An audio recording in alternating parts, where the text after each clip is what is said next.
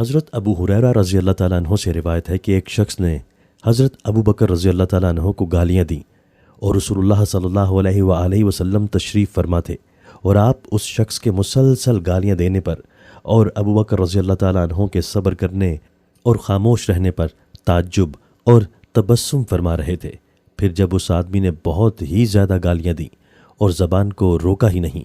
تو ابو بکر رضی اللہ تعالیٰ عنہ نے بھی اس کی بعض باتوں کو اس پر الٹ دیا اور کچھ جواب دیا۔ بس رسول اللہ صلی اللہ علیہ وآلہ وسلم کچھ ناراضی کے ساتھ وہاں سے اٹھ کر چل دیے۔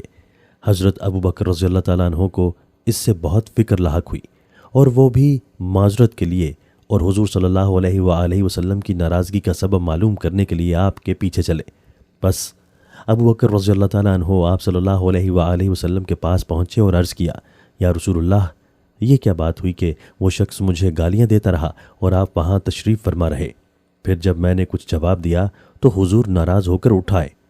آپ نے ارشاد فرمایا، جب تک تم خاموش تھے اور صبر کر رہے تھے، تمہارے ساتھ اللہ کا ایک فرشتہ تھا جو تمہاری طرف سے جواب دہی کر رہا تھا۔ پھر جب تم نے خود دیا تو وہ فرشتہ تو چلا گیا اور شیطان بیچ میں آ گیا، کیونکہ اسے امید ہو گئی کہ وہ لڑائی کو اور آگے بڑھا سکے گا۔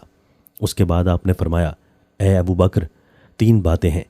جو سب کی سب بالکل حق ہیں۔ پہلی بات یہ ہے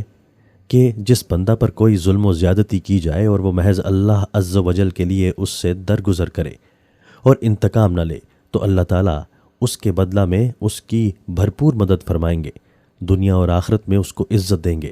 اور دوسری بات یہ ہے کہ جو شخص صلہ رحمی کے لیے دوسروں کو دینے کا دروازہ کھولے گا تو اللہ تعالیٰ اس کے عوض اس کو اور بہت زیادہ دیں گے۔ اور تیسری بات یہ ہے کہ جو آدمی ضرورت سے مجبور ہو کر نہیں بلکہ اپنی دولت بڑھانے کے لیے سوار اور گداگری کا دروازہ کھولے گا تو اللہ تعالیٰ اس کی دولت کو اور زیادہ کم کر دیں گے۔ تشریح: انصاف کے ساتھ ظلم کا بدلہ لینا اگرچہ جائز ہے، لیکن فضیلت اور عظمیت کی بات یہی ہے کہ بدلہ لینے کی قدرت کے باوجود محض اللہ کے لیے معاف کر دے۔ حضرت ابو بکر صدیق رضی اللہ تعالیٰ عنہ چونکہ اخص الخواص میں سے تھے، اس لیے آپ نے ان کی طرف سے تھوڑی سی جواب دہی کو بھی پسند نہیں فرمایا۔ قرآن مجید میں بھی فرمایا گیا ہے۔ ترجمہ: